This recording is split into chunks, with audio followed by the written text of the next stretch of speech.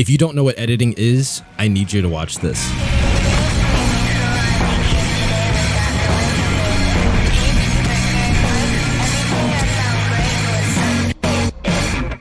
That's one day of work for my friend Bogla, a fellow Davinci Resolve editor. He then went on to get into the T3C anime group, winning editing tournaments over After Effects users. The point is, Davinci Resolve is one of the best programs to make edits in, but 90% of the users don't even know the modern techniques to make their edits hit like that. So in this series, I'll be teaching you AMV basics professionally. My name is Yari, aka Clout VFX. I'm a certified editor with 8 years of experience in editing. I use Davinci Resolve on everything from short films to commercials, thumbnails, 3D modeling, animation, CGI, and the list goes on. Welcome to AMV Basics Part 2, where I teach you the best way to make anime edits on Davinci Resolve. Let's get into it.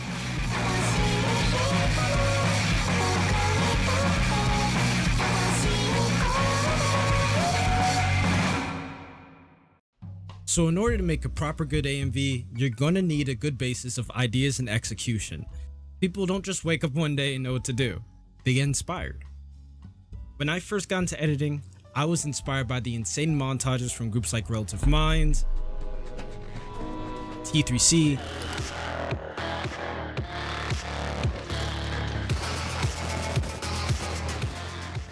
Though they weren't anime videos, the editing and flow of how they used effects set the basis for me at a young age. For you guys that want inspiration for anime edits, look at edits that are submitted for editing contests or highly regarded edits in the community. Some good references are the Blink Studios mix,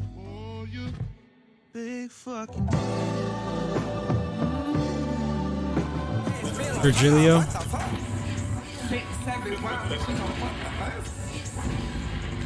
Dylan,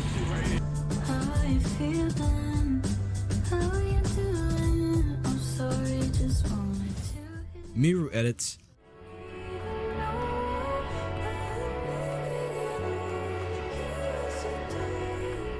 and the best Davinci Resolve editors to watch right now are Dumir, Ikawa,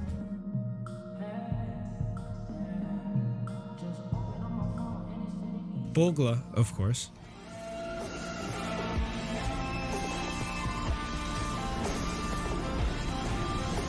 and the whole Diffuse group, all of which will be put in the description. If you see an edit that looks really cool, analyze it. Figure out why it looks so cool. Break down the elements of the edit. It'll help you improve rapidly fast. So practice building the skill of identifying techniques or effects that your favorite editors use. Now, all of the edits you will watch should be above your skill level. It will give you a goal to shoot for. And despite what you think, trust me, you will reach that goal. All you need are the same effects, plugins, and tools that the pros use. So don't be discouraged. Even if you're new to editing, just know that there are levels that you have to climb. Start off slow and easy, do simple stuff so you don't have to stress yourself out, and slowly build a library of effects that you enjoy. Now that we got the inspiration out the way, let's get back to the basics tutorial.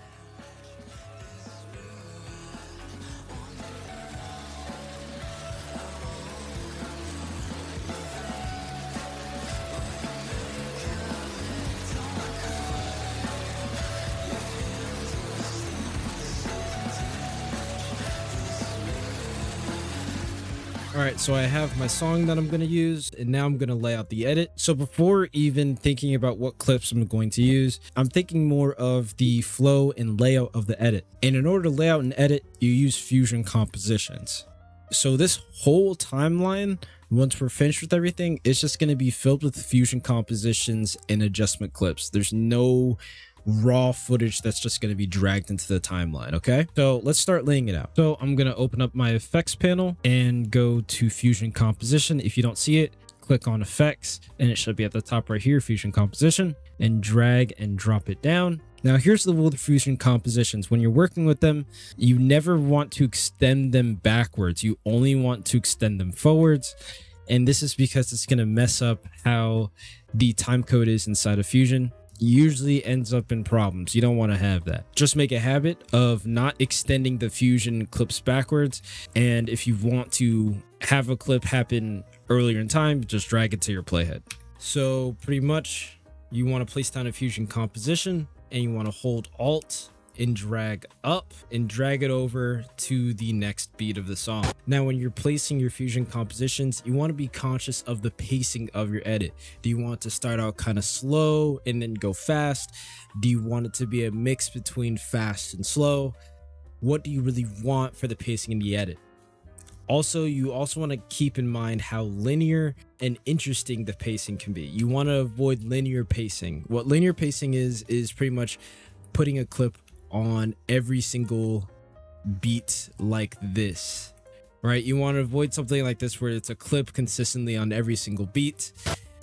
It doesn't really look good anymore, and for 2025 standards, you want something a little bit different. See, the pacing is like linear. It like cuts on the beats. It doesn't like stay for any beats. And also, bro, the pacing is way too fast. Like, you can barely know what's going on. Like, it's too fast. It doesn't give the time to process like each clip, and it doesn't have like a sort of climax point, or like it just doesn't feel impactful because the pacing is so wacky. Add some more variation to it, you know, get some shorter clips in there, some longer clips.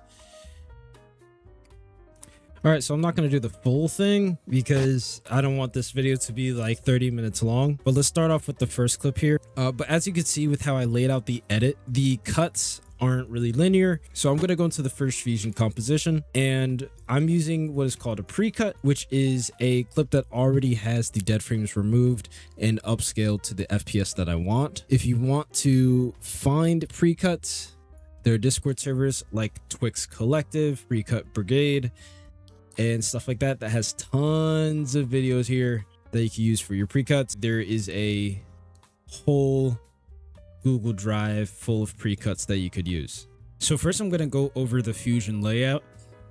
This right here is the node space. So every single time I say click a node space, I just mean click anywhere in this empty little grid. This button right here is the spline menu. This is where you can bring up your graphs, and a lot of your work will be done in here. So make sure you have these big points on the graph. If they're small, make sure you go to Fusion settings, user interface, and turn up the grab distance from whatever it is to 20 pixels. Just crank that all the way up. That way you can easily control the points on the graph. You don't have to be super precise. Just a nice quality of life thing. Next, we have the inspector menu. This is where you're going to find all of your effect controls. And just keep in mind, every single effect you do will be inside of the Fusion page. In no point in time should you be adding effects on the edit page. If you are, you're doing it completely wrong. All the effects, all the compositing, merging, masking, color correction, that's all going to be done inside of the Fusion page. Also, at any point, if I say press tab and you don't have the menu that pops up, you can also press shift and space, but I prefer tab. You can change the keybinds by going to Reactor and downloading a plugin called Nuke to Fusion. That'll give you keybinds in the editor and speed up the process a whole lot faster. In Fusion, when you time remap something, the real magic happens inside of this spline graph right here. Don't let it scare you. It's just a way of telling Resolve how fast or slow your clip should be going over time. Once you start bending the curve with these handles, and if you don't see the handles, you have to just click on one of the points or press Control A. When you change these handles, you're telling Resolve to ease in or out of that speed change, which makes it look way smoother. Think of it this way: the steeper the curve goes up, the faster that section of the clip is playing, and the flatter the curve is, the slower it is. By shaping the curve, you're basically sculpting the flow of time in the edit. So if you press S, that will smooth out the lines into Bezier curves. And if you go into Fusion settings, then go to splines and click auto smooth. If you check splines, this will already be done for you. So every single graph you make will be defaulted to this smooth Bezier line, so you can immediately change the curve. So for a shot like this, there are more frames showing of the guy's face going over here. When he's turning around, it kind of gets warpy. So I want to quickly speed past those frames and hold more on when he's looking directly at the camera. So in order to do that, I'm going to drag up this curve right here, and that's already sort of making it look better. But around frame 3 to 6, effects, there's still those warps. So to make it a little bit tighter, I'm going to take the second handle right here and hold Alt. And basically by holding Alt, it will snap it in place. So I don't need to be extremely exact with my mouse. I can just drag it around wherever and it will stay on this line. I'm going to hold Alt and drag it over to the left. And that's a little bit too quick. So I'm going to just bring it back a little bit more. Okay, that's looking a little bit nice. I'm going to take this first handle and drag this down. And pretty much you don't want to be scared of the lines. You want to play around with them and try to get a curve that looks really nice and just keep going at it. This is what I got. And it's pretty smooth looking. Now, these graphs that you use are going to shape the flow of the edit. So there's something called anticipation graphs. So let's say if we go to this section of the edit right here, the graph that I use right here is motivating the direction of where everything is going. I started off with a really slow curve at the start. And that's because like this middle section shows a lot of warps by the fingers, and you want to avoid having warps inside of your time remaps. So it's better to hold longer on the frames that have minimal warps and then just speed past the warpy frames so you can go back to holding again on the normal looking frames. Subconsciously, your mind is going to put it together, and when you play back the edit, it'll look completely normal. Now, if you are going super slow, you will sometimes see these small, like half opacity kind of warps, and that's easily fixable. So when you're in a situation like this where you're going super slow and even the flow frame settings that you did aren't slow enough, like you don't have enough frames, you can generate frames by using the optical flow node. This is really similar to the Twixtor method inside of After Effects if you're familiar with that. If you're not, whatever. What you want to do before the time stretcher node, you want to add a optical flow node. And if you're on a laggy computer, you can go to this advanced tab and click half resolution, then go to the time stretcher node and click flow and check all of these boxes. And now the warps are completely gone. Keep in mind, after every single effect after the time stretcher, it may have to recache the whole entire thing. So to avoid lagging all the time doing that, what you could do is right click on time stretcher, click cache to disk, and lock all these. And as long as you're satisfied with the graph that you have, like once it's already shaped and everything, press pre-render. So now if I want to add effects on top of the time stretcher and optical flow, they won't lag when I do that. And that is another example. In this first clip, it starts off going really slow, and then I add a couple other keyframes where it skips over this part where it pans up her body because there's a lot of warps on this part. So I make sure it quickly goes over it. So without the graph being there and all of it being linear, it looks like this, and it just doesn't look pleasant to the eye. It looks really choppy. Like for this comp, for example, because of how I time remapped it, I have one frame of the eye being completely closed. So the way you shape your graph will completely change how the edit feels. This looks nice so far, but I do see small warps when the eyes are going up. You can see the blend marks. Click on media in one, optical flow, click on time stretcher, press flow, and click all these buttons. And magically, just like that, those lines are gone. The movement carries over because of how the time remap is. See how that works? Like the way the finger is going out will motivate how the head is moving. So you want to be conscious of that when you're time remapping. You can make everything look smoother using proper graphs.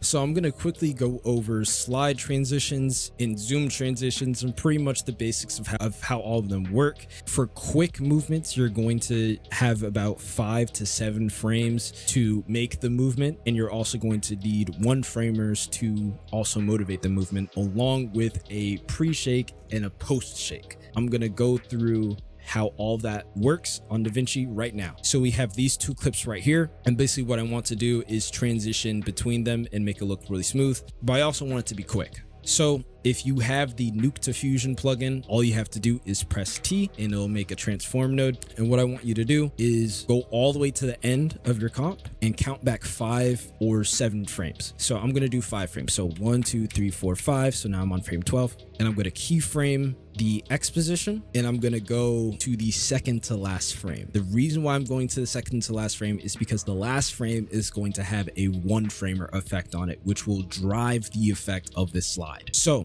I'm going to set the edges to mirror, and I'm going to do a relatively low value. So I'm going to do, instead of like 0.5, I'm going to go to like somewhere around 6 or 7, 0.46 or 7, something like that. And then I'm going to bring up my graph and make a J curve like this. The sharp graph is needed for the quick movement until I go to the last frame, press tab, and add easy offset. This is a tool that Ikawa has in his pack. If you don't have it, it will be in the description. And the last frame should have an offset framer. Keyframe on the last frame and then go one frame before it and set that keyframe to 0. So now we have a quick slide like this. After the transform and offset frame, I'm going to add a shake of my choice. I like using Ikawa X shake, which I labeled to camera shake best, but you can use any type of camera shake, like the default Davinci Resolve shake. That works as well. You can also use S_shake if you're following a After Effects tutorial and you want to copy values. You can do that. In my case scenario, I'm going to be using Ikawa X shake, and all that is inside of his macro pack of 100+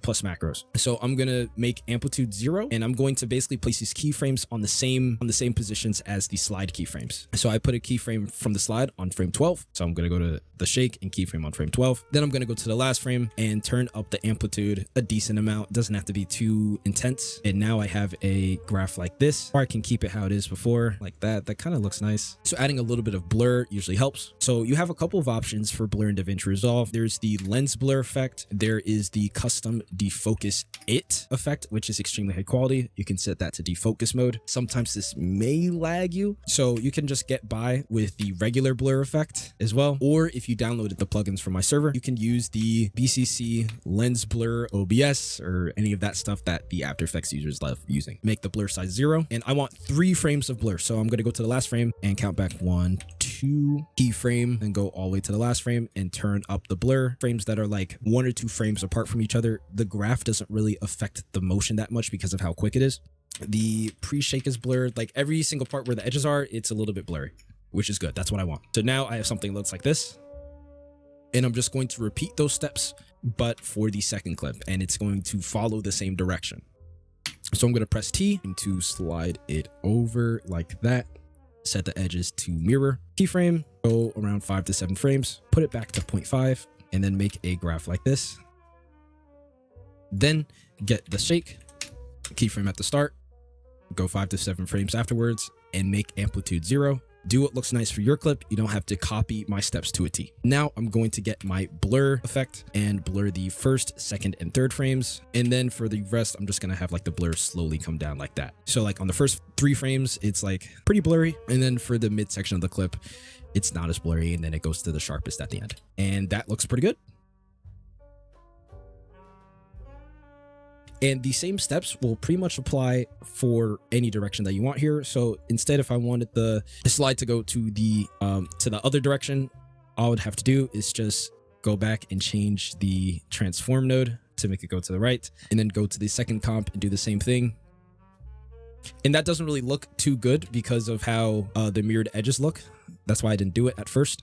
Now, if I wanted to do a zoom transition, instead of keyframing center X or Y, you'd keyframe size. So it's the same thing. You have about 5 to 7 frames, have a graph that looks more like this. And for zoom transitions, you don't need offset framers. That's only for slides. So I'm going to take away that offset, and now I have a quick little zoom in. And now for the second clip, add a second transform node, zoom the clip out and make the size around 0.7 to 0.8, make the edges mirrored. Keyframe at the start, go about 5 or 6 frames afterwards, and keyframe back to 1, and make your graph something like this. Now, as long as you have that pre and post shake, that's how it looks. Pretty clean. And notice how this clip, when it zooms in, it kind of goes to the right like that. It's doing that because the shake on the second clip has more X amplitude on it. The way you make the shake will also affect how the slide looks. So you just have to be aware of that. And as for the values, there's no real perfect value to use. You kind of just mess around with them so until it looks good on the clip. So every single clip and scene is a little bit different. So you just want to get used to using the tool so you can have and make values that work better for your scene. So if I change the smoothness slider, that will make the slides more intense intense and jittery. And if I turn up smoothness, I'll make these slides a little bit more smooth. And the same thing pretty much goes for the amplitude for all these and the smoothness for all these. So if I just want the x-axis to be a little bit more jittery, I can do that, and I can make everything else super smooth. Or if I wanted the zoom axis to be jittery, and I can turn up amplitude to make this a little bit more noticeable. Just the zoom slider on this is more jittery. And when you keyframe the overall amplitude, it will make the graph the same for all of these. So you don't have to change the X amp, Y amp, and zoom amp. You could just worry about the overall amplitude and just shape a nice graph like this. For that, if I want to do like a shake transition, I would get a adjustment clip and make it about the size of the shake, basically the length of how long I want the shake to go. So let me keyframe at 0, go to the middle, turn up the amplitude like that, go about 7 frames afterwards, put the keyframe back on 0, and make the graph something like this. And there you go. Now you have a nice shake transition. Now what you have to do is change the amplitudes around and the smoothness so it fits a little bit better with the clip. And there are a lot of options, mind you, but I'm just going over the most common ones that I use in my edits is the brightness and contrast node. If you have the Nuke Diffusion plugin, all you have to do is press G to get it, or you can press Shift and Space and type in brightness and contrast. Is keyframe these low and high sliders. So same rules as the slide transition. I leave about 5 to 7 frames of leeway and drag the slider down. And as you can see, it makes it a little bit darker. Go to the next clip, take brightness and contrast. So start off dark, I don't know, 10 frames afterwards, and make it go light and make a graph like this. Actually, this might look a little bit cleaner if I extend this out. So I'm going to hold Alt and drag it to the right. And notice how this tick mark right here moves when I drag it out. So just be conscious of that little tick mark. Yeah, and I think that looks a little bit better. And that also looks really, really clean along with the shake and blur. So those are a couple of transitions that you can do inside of Davinci Resolve. I don't really want to get too advanced here. I just want to start you out with a couple of basic transitions. So try them out for yourself and also practice time remapping because that's extremely important. So we have a lot of work to keep improving on for this edit, but so far we have a lot of the basics down, and join me in part 3 for when we're going to really complete this edit and add some more spice into it. Anyway guys, hope you enjoyed the tutorial. Clout VFX out.